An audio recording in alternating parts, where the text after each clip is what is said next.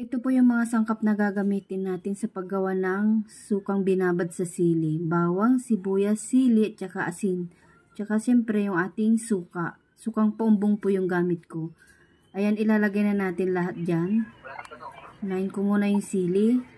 Hindi, sunod ko na rin po yung bawang, tsaka sibuyas.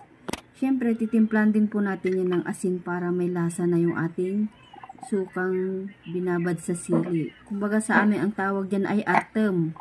Ayan, sa mga Ilocano dyan, mga kakabsat.